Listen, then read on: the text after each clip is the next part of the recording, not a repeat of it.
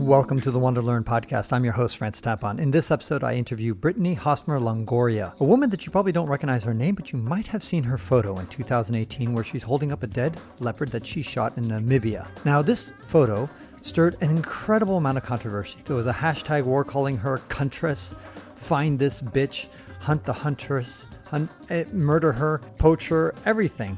It was quite a controversy, and I want to hear her side of the story. What was it about this photo that stirred so much controversy? Why did people get so upset about it? What's her side of the story? Why did she take the photo?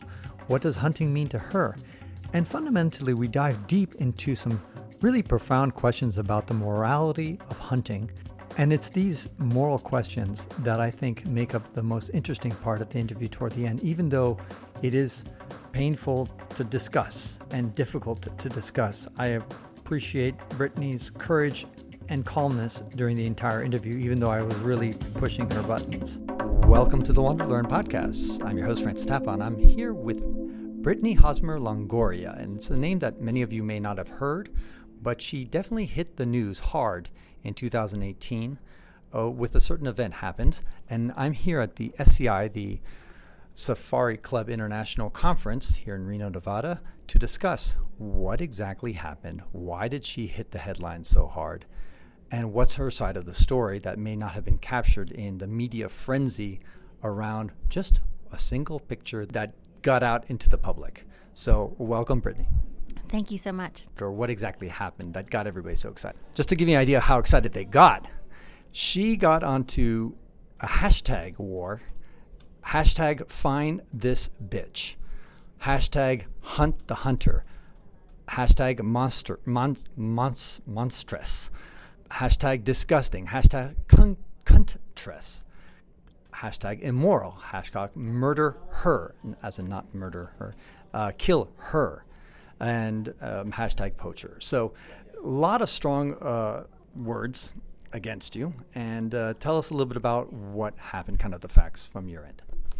I've always been very private with my hunting and have worked in conservation for about 15 years. And so my experience was a photo was taken of me with a leopard, a large male leopard. A dead one, in Namibia.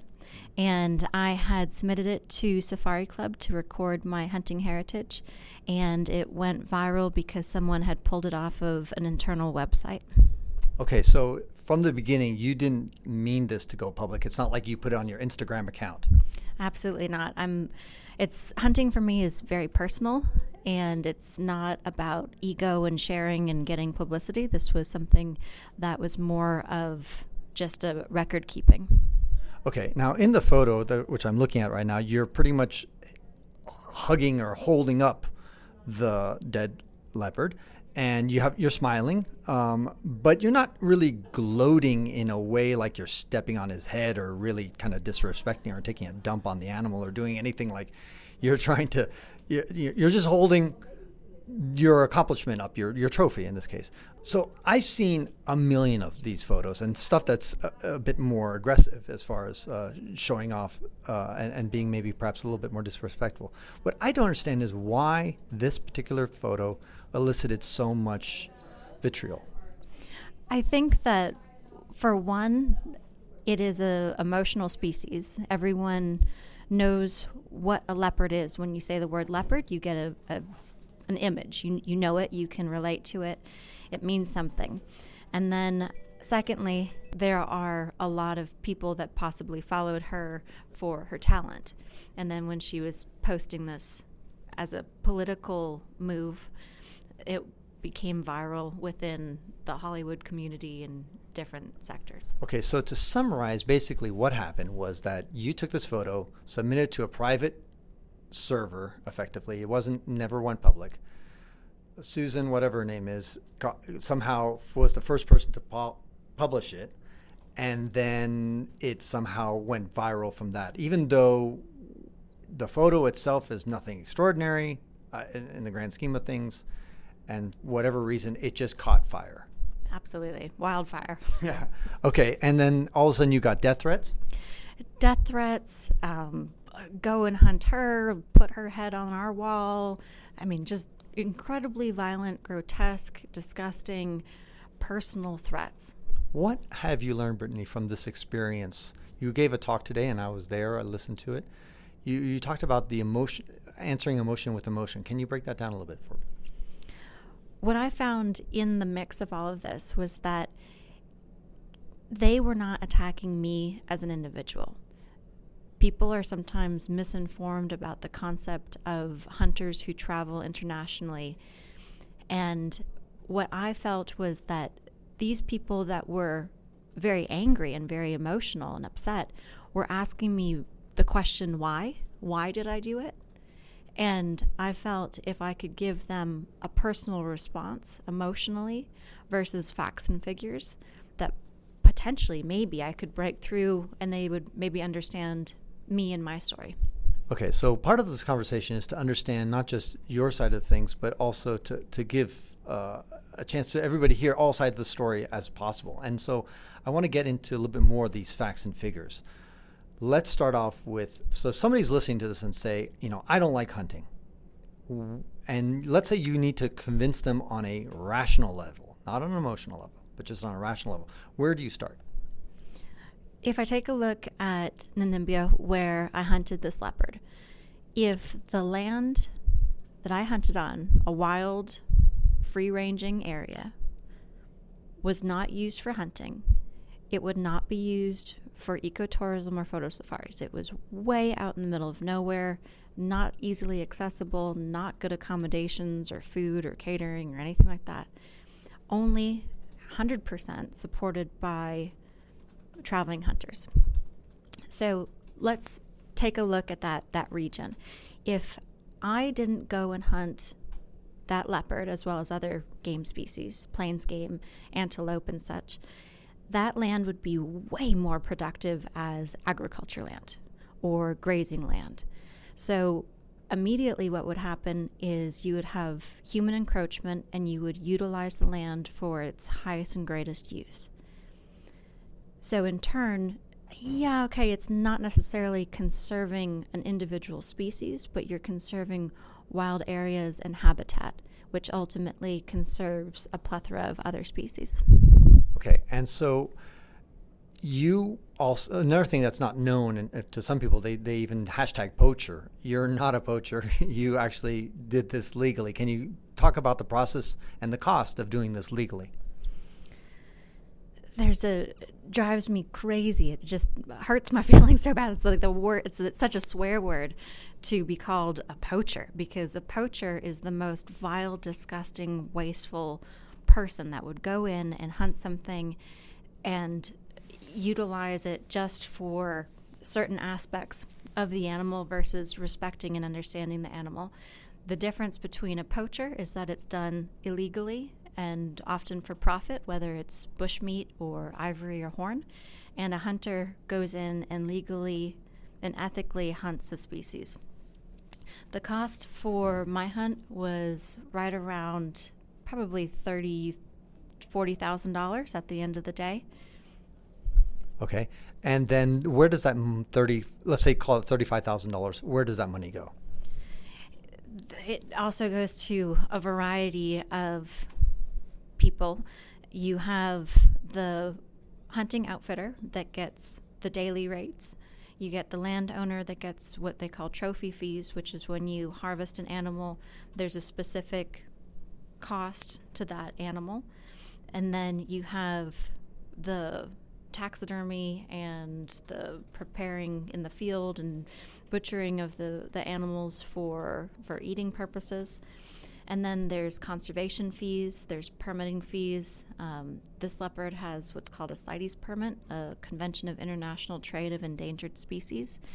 So it's one of the most regulated huntable species is a leopard.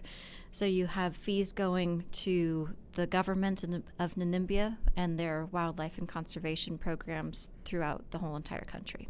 Now, you said that you use the word endangered species at some point, so somebody might hear that and say, okay, doesn't that mean the leopard is an endangered species and therefore should be automatically protected? Absolutely. You would certainly have a knee-jerk reaction to that. When you take a look at endangered species, you're looking at a worldwide population. So in all these different regions and areas, there's different population sizes based on habitat quality and predator-prey ratios and everything like that. So again, if we focus in on where I specifically hunted in Namibia, you have the CITES Convention that issues about 500 permits per year. They estimate the leopard total population within the country to be about 20,000. So they found that a sustainable level of use is 500 or less. But what's going on in Namibia is that there was only 172 CITES permits asked for and taken. So it's actually an underutilized resource in Namibia. And a lot of people might imagine that you're given a rifle, or you bring your own rifle, and then you just go out there and they say, okay, jump in a car, shoot a leopard. It's not that simple. No, it's weeks, weeks and weeks and days of hunting. I mean, you are constantly focusing on finding tracks, setting up trail cams, setting baits and seeing what's coming in. And then once you have kind of a knowledge of an area based on what is coming in, you can then start kind of deducing how you want to hunt the individual animal. So for instance, we probably had 10, 15 baits that we would go around and check every single day. We'd be looking for hair and scat and tracks and any type of hints and clues of a leopard. And then setting up the trail cams where we're pretty sure there's something good coming in, and good as in a mature male leopard, something that's past his prime, something that's probably out of the breeding cycles and could be sustainably taken from the population. Okay, why not target a mature female that's past her prime? I would say that females can breed for much longer than males, so the permit is specifically for a male. Is it possible to get a permit for a female? I don't know. I don't think so. Okay. And so then did you get to see any other leopards, or you just found that one leopard and then say, okay, or was there a situation where you saw, okay, there's these leopards, but don't shoot those, let's keep looking? Absolutely. We had several baits that were being hit by young females, and then some young males that were kind of the same size as the female. And then there was there's one bait that was getting hit by this old loner that was just on the far, far, far side of the property that would take literally several hours to get to from where we were camped out. And that was the one that we selected and decided, okay, we're going to set up the blind, build it, create it with reeds and grasses, and wait it out for that one to come back in. What's the biggest misconception that people have about hunting? Or one of the biggest, there's several things, right? Absolutely. That's an overwhelming question. I mean, there's a lot of things, a lot of myths that people have that are just flat out wrong, and you would like to dispel those. Here you have the microphone and try to knock it out. I would say for me as a hunter that it is something that is so incredibly religious, and I say it religious and sacred and mean the word fully, because the whole entire process is meditative and intensive and emotional. And oftentimes when people who have not experienced hunting view hunting just as the end goal of killing something or harvesting something, whereas for a hunter the whole process is so inclusive from the very beginning of planning and daydreaming and booking a hunt or planning on going on a hunt to the actual process of being there and the preparation and the patience that it takes to hopefully culminate in harvesting the animal that you're going after. So I would say that that's probably the biggest thing is that people think that hunting is a chase and a pursuit, but there's so much more intangible aspects that drives the hunter to do what they do. Some people don't even think of it as a chase. Other people have a belief that you just kind of like jump in a car, you drive 100 meters, you stop, there's like a few things, you shoot, and you go home. I'm sure that there are some hunts that are very easy and simple. I'd say some of my favorite hunts are mountain hunts, which are incredibly physically demanding. One thing I never really understand is people who are against hunting and are meat eaters. It just, to me, is a paradox, don't you think? Absolutely. It's very hard to live in such a disconnected world where you have people that believe and feel that, okay, because you're a hunter, you're evil because you're the one that's actually doing the killing.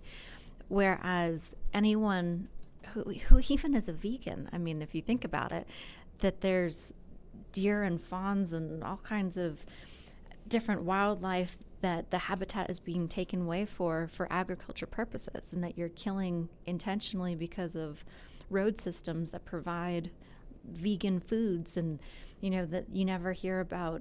That's a fascinating argument, Brittany. I never even thought about it, and it's quite illuminating that you're basically saying that, I sometimes people say, like, you're a vegetarian because you hate plants. So you got to kill the plants. But also this whole notion that a lot of times people don't understand the opportunity cost. In other words, where if you want to plant a bunch of corn and soybeans, you're taking away wildlife area habitat for big mammals to start with. Absolutely. And obviously that leather and different animal-based products are off limits to vegans, but then you have petroleum-based synthetics and different types of things like that are totally fine.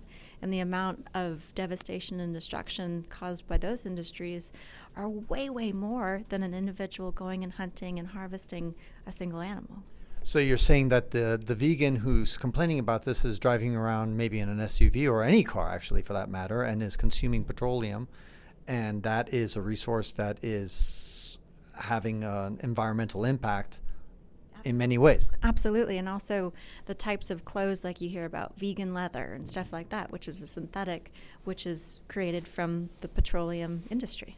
Yeah, I'm still pondering that's a very big mind-shifting thing where you have this idea that, okay, well, we're planting a lot of crops, so actually even a vegan has an impact on animals because you're taking away habitat and land that is fertile, that could normally support all sorts of types of animals, an abundance of animals, and yet we've taken that all away from them, and we've maybe even set traps to make sure that they don't come there and take these things away. So as a result, even a vegan is having an impact. I'd never thought about that. That's fascinating.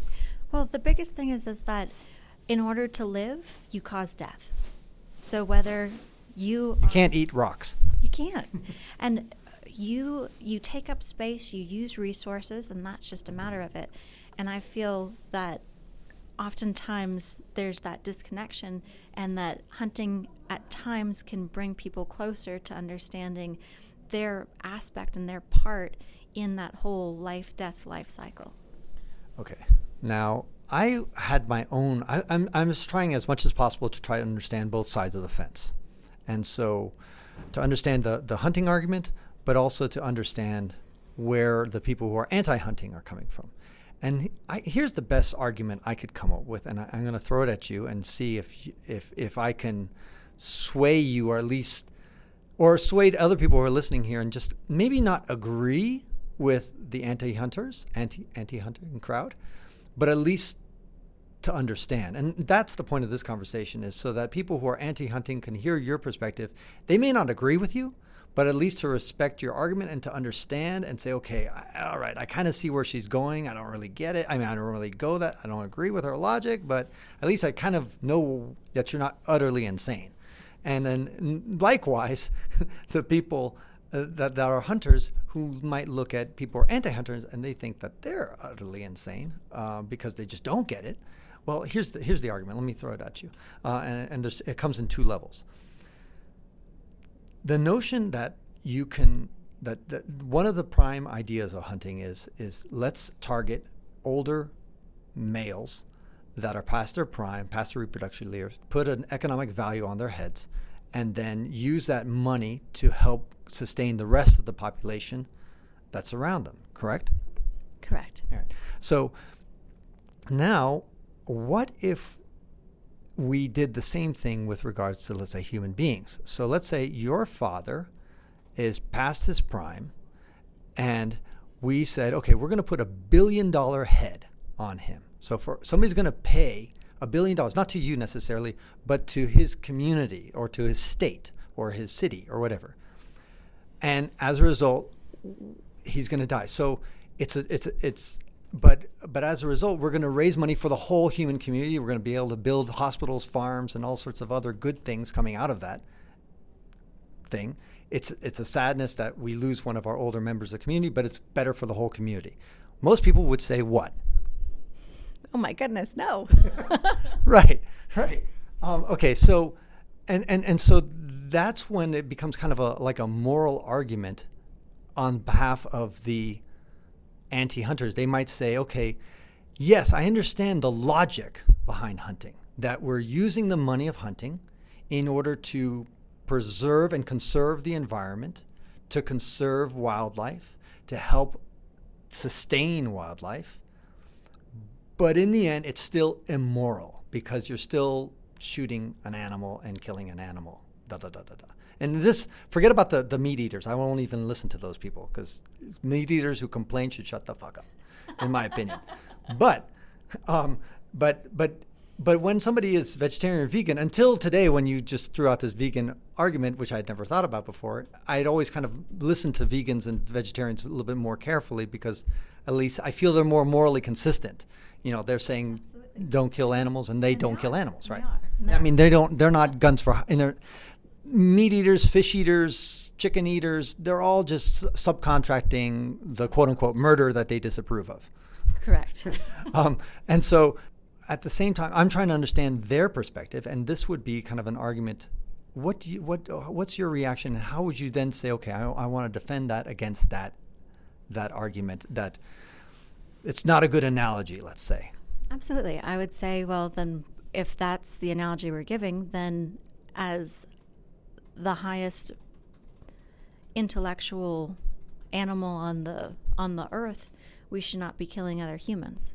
Why are we going to war and having people having abortions and different things like that if that is kind of the ethical, moral thing? But shouldn't we be looking at different militaristic and different healthcare issues? Right, but a lot of people are against either war or that kind of stuff. But I'm using this as a perfect argument of saying we're going to sacrifice the oldest males of the human community and harvest them and use the money that we raise from that to better the human community, to raise versus a war. You just go around and shoot people and it's more chaotic. It's not so systematic. It's not so purposeful necessarily. In the case of this crazy proposal I'm throwing out, it's I'm trying to make a perfect analogy with hunting and following the logic, and everybody, including you, including me, has a knee-jerk reaction. No fucking way. We're not going to let that happen because humans are, you wouldn't let that happen. Nobody would. But but if you value animals just like humans, then all of a sudden that argument makes a bit of sense. In other words, you can kind of understand the perspective of the animal activist who's a vegan and who says, no, we got to protect them no matter what. Even though logically hunting makes sense. Even though logically, but there's a lot of things that might be logical but then immoral in their perspective. What do you think? It comes down to, again, the comment of it's a life, death, life cycle. You can't be here on this earth without causing death. So if it's a matter of morals, there is an intangible way that you can take a look at it as we are the conservers and the zookeepers or the custodians, the stewards of our natural resources, and it's our responsibility. So when we have the human element within the natural world, it becomes our responsibility versus us being removed from the natural world. So it's more of not so much a moral, but a paradigm focus. Okay. Let me put part two, because it's interesting. A lot of people I was expecting, because I talked to an SCI Foundation doctorate Comer just yesterday, and he came up and says, well, human beings, he didn't use the argument, he used a different argument, and you haven't used it, and I was expecting you to, which is that human beings are different. That's why it's a bad analogy, that human beings are kind of like a higher life form, we're more intelligent or whatever, and so therefore we're separated from animals, but you're shaking your head. No, we are just as much of an animal as anything else, and that's why your analogy, even though you threw my poor daddy under the bus, but sorry, I'm trying to make it emotional. It's one of the things is that we're not separated from it. We are a part of it just as much as a pack of wolves going and hunting down a deer. We are just as much a natural predator as any other type of animal. Right. But again, some people would say, no, we're omnivores. We're not necessarily like, a bear cannot live on vegetables. A wolf cannot live on vegetables, but human beings can. So we don't have to eat meat and fish in order to survive. There's a lot of vegetarians who live until 90 years old. Correct. So in other words, it's not, we are part of nature. I agree with that argument, all that stuff. It's just that some people would counteract and say, yes, but we don't need, it's not necessarily part of our nature. It was part of our ancient nature, in other words, but in the modern world today, we don't need to necessarily harvest meat.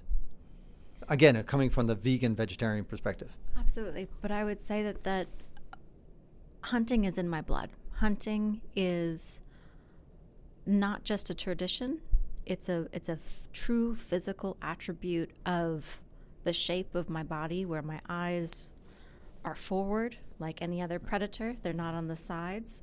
To give the full 180-degree perspective, there's true tangible scientific aspects that illustrate whether I want to morally or ethically choose to eat vegan diets or a carnivorous diet or an omnivorous diet, that I have been built in a certain way that allows me to make that choice. Right, but there's a lot of things, the counter argument would be that there's a lot of things that we are naturally inclined to do. If you look at how chimpanzees behave, we're not that far distant from them. Mm-hmm. They might commit fratricide, they might steal, they might do things, but we have moral codes that override some of our primal instincts. You might meet somebody and somebody might feel like killing somebody else just out of anger or whatever, stuff like that, but we've created laws to stop that. We've created all sorts of laws that govern so that we adapt moral behavior. Even things that were moral and immoral in the past, such as homosexuality, is now we've changed that moral code and say, okay, now that's legal, and we can't stone somebody for being homosexual or a white person marrying a black person. So there's an evolution, if you will, of our morality, and as a result, we've changed our behavior. So again, this is kind of where they're coming at. Yeah, no, I see what you're saying, that often anti-hunters want to put hunting in the past, as during the speech I said, like bear baiting or cockfighting, something that's grotesque and violent. The difference is that hunting is not grotesque and violent. It's not a show. It's not a sport. It's an individual interacting on a very natural level with wild nature. But it is. Isn't it a sport? Because there's sportsmen's, and this is a... Sportsmen's, you are confusing it. It's not a sport as in a competition, but a sportsman as in a matter of ethics. So if you're a good sportsman in a game, you illustrate your code of ethics and your morals within the arena. And then while I was here again at SEI, trying to think of all the counter arguments, and I came up with the old grandpa, let's harvest the grandpa's argument. And then I thought of another argument that a vegetarian or a vegan could use to say this is why, even though logically it makes sense to hunt and it does support the population, it has all these other benefits that we talked about, it's still immoral and therefore should be banned. And this is kind of this, for those who reject the harvesting of grandpas argument, how about the harvesting of dogs? In other words, so like we pick a dog, we go to somebody's dog and we say, okay, we're going to put $1 billion head. Can you take us your dog Spot? And we're going to execute for the good of not just the dogs out there, but also humans. We're going to be able to build schools, roads, and take that and help the community, pass out good health care, and all the things that hunting does. We're going to do it, but we're going to take people's dogs away and execute them. So for those who say, the grandpa analogy is not good because they're humans, they would still, I think, fight back, right? They wouldn't really be too happy about us harvesting their dogs, even the old ones. Absolutely. And you look at your Asian communities that eat dogs. Right. It's very common. I mean, even in Africa, you go through villages and there's no dogs, and it's, well, why? Well, it's because they eat them. Mm-hmm. And that comes down to a cultural thing, that there's, again, the kind of the Western disconnect between animals and species and different emotional levels based on what's charismatic versus what's not creates that emotional value. So it would be the same. So Brittany, you hear all these arguments and you don't get swayed by them because even though they're trying to be made as a moral argument, you're saying it's not a moral argument because of our primal nature that hunting brings. Also the logical argument, which is it does have some sort of benefit. Am I missing something? I would say also the internal spiritual side of it, that you have facts and figures and you have the obviously true tangible benefits. You have the science that back up the management, but then you have the human need for wild places. And there are non-hunters that can feel connected through mountain biking or hiking or kayaking, and that's awesome. How I personally do it is through hunting. And the elements of the places that I go in pursuit of a single species, there's no way that I'd ever go. For instance, I just got back from Pakistan in November. There's no way that a normal person would just be like, hey, let's go vacation in Pakistan. Mm-hmm. And climbing in the mountains and seeing what I saw and being around the local people in the villages, the only way that I would have gotten there was being a hunter. And I'm so thankful to be able to have those types of internal, soulful experiences through hunting. Right. Again, people would say, but there's, you can go backpacking, you can go hiking, you can go mountaineering, and you don't necessarily have it, and they can be equally spiritual. But for you, there's something else there. But what if somebody says, but Brittany, that's fine that you feel this great connection or experience that's deep, but what you're doing is immoral, right? How would you react? I would say, well, then they don't have to do it. Right, but I understand. but when you declare something immoral, it's not just that you don't have to do it, but you declare that the whole society shouldn't do it, right? If you declare that homosexuality is immoral, okay, that not just you don't do it, but nobody should do it. If you say murder is immoral, nobody should do it. If you just think that eating pork is immoral, then nobody should do it. That's the law, right? So, morals are supposed to hit the whole society, and it shouldn't, you can say, well, but I like eating pork. I said, yeah, but you're Jewish and you're not supposed to. It's immoral. And even though if it tastes good, feels good, whatever, that doesn't justify it. So says somebody who's standing on the moral pedestal. And I would say to that person that morals are based on cultural norms. And for me, this is who I am. And almost, for instance, if you take a look at, let's pick homosexuality, that person chooses and is born into who they are. There is an undeniable fact that maybe I shouldn't have said chose, but there's an undeniable fact that they are who they are. For me, hunting is undeniable, inseparable for the person that I am. But that, no. It's more that I know exactly what people are going to say. They're going to say yes, but somebody can say, I'm going to pick an extreme argument here, but basically saying, molesting children is just who I am. It's just part of who I am. I just enjoy it. I just do it. 7-year-olds. That's what I just do. So you can't take that away from me. Just don't call it immoral. I mean, do you see what I mean? It's just because it feels good, it's okay for you, doesn't make it right for the whole society or for anybody. It's tough. You're talking apples to oranges, though. Okay. All right. This is. I'm trying as much as I can to throw every single argument that you can imagine to understand their perspective, and so that they can understand your defense. And that's the only way I think that there can be any kind of understanding, because I think that people have a misconception on both ends.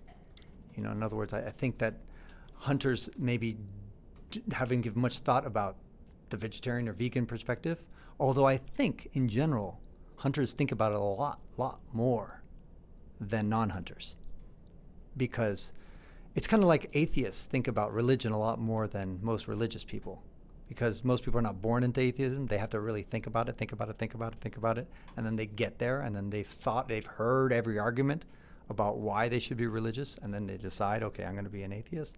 So they've heard all the arguments. And most of the time, hunters have heard all the arguments in society, because there's so many, they're plentiful, as to why hunting is bad. So they are very familiar and very educated about the arguments.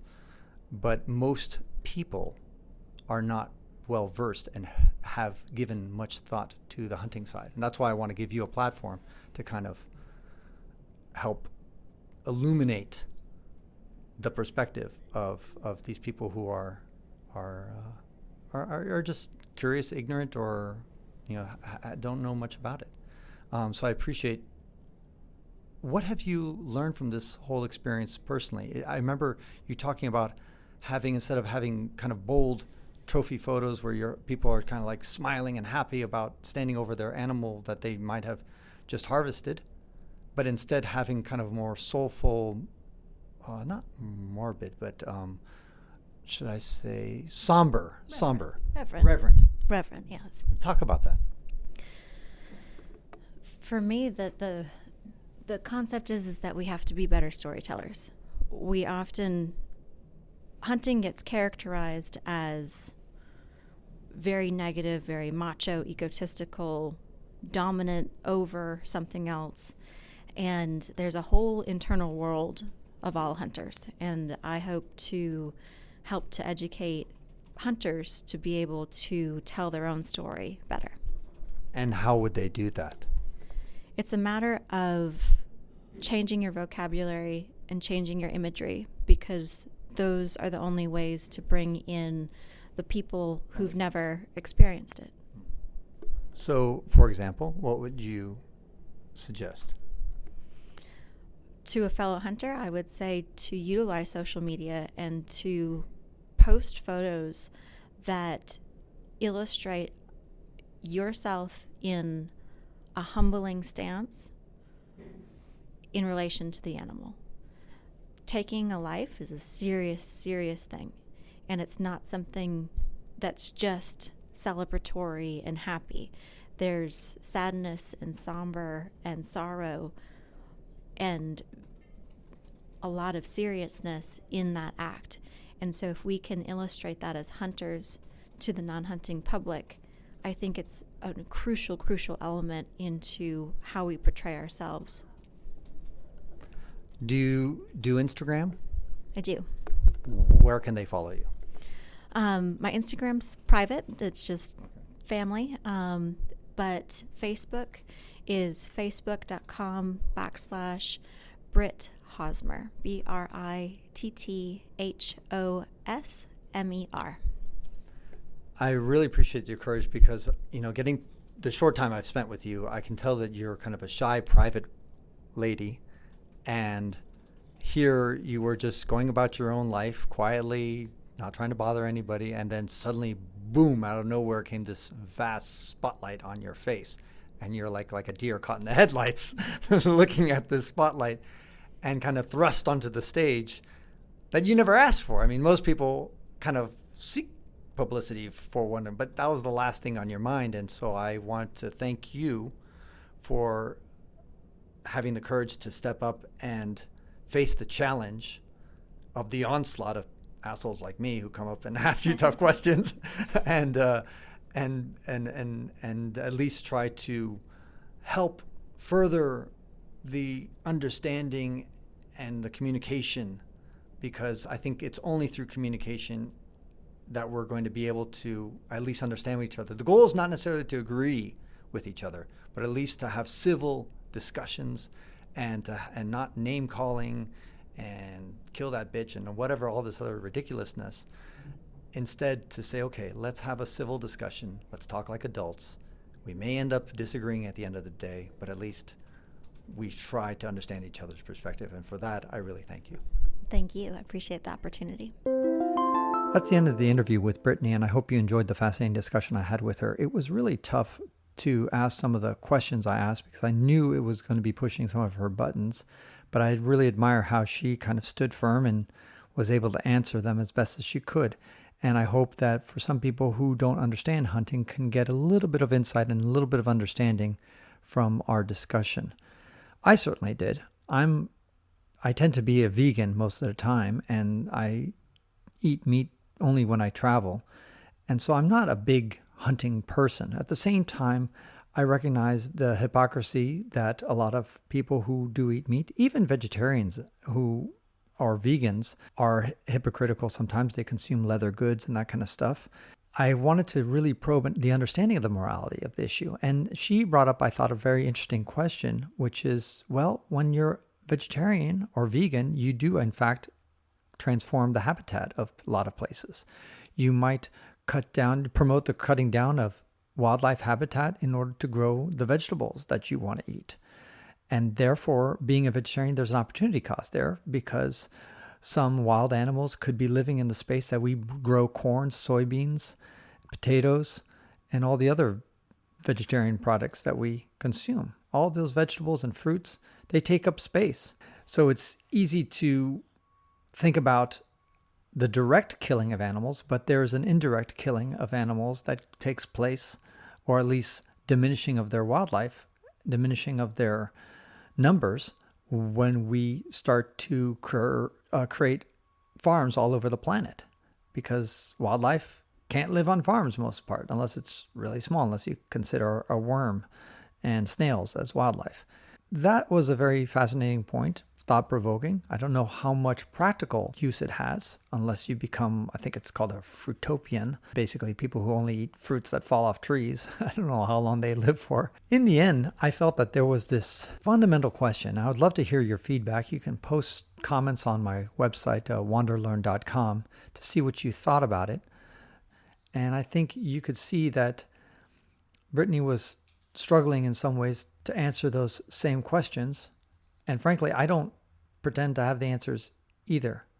But I hope at least this podcast caused you to reflect and think about your values and how you feel about hunting, eating animals, and living on this planet. This is Francis Tapon, encouraging you to wander and learn. And that concludes this episode of the WanderLearn podcast, where we explore travel technology and transformation. If you'd like to see the show notes with links to what we talked about, or if you'd like to comment on the show, or if you'd like to ask me a question, then go to WanderLearn.com and click on the latest episode. If you'd like to connect with me, just remember Tapon. That's my first initial and my last name. Tapon is the username I use on all social media. You can also get to my website by going to ftapon.com. Here's one last reason to remember Tapon. If you like what I do and want to get rewarded for supporting my projects, then go to patreon.com/ yep, you guessed it, ftapon. That's where you can pick up some sweet rewards for as little as $1 a month. And remember, subscribing to the WanderLearn podcast helps, but downloading each episode helps even more.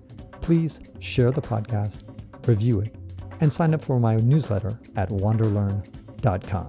This show was edited by Rejoice Tapon. The music was composed by Eric Stratman. This is Francis Tapon, encouraging you to wander and learn.